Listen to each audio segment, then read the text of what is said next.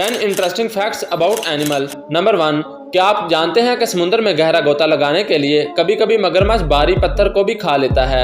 Number 2, zebra असल में काले रंग का होता है और सफ़ेद रंग की उस पर लाइनें होती हैं।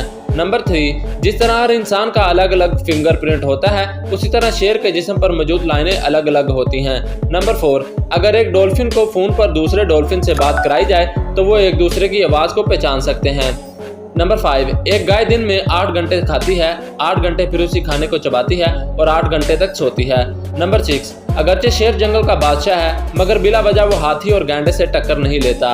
नंबर 7, ऊंट की 3 पलकें होती हैं ताकि वो रेगिस्तान में उड़ने वाली रेस से खुद को बचा सके। नंबर 8, एक रिसर्च में ये बात सामने आई है कि गाय म्यूजिक सुनते वक्त ज्यादा दूध देती है।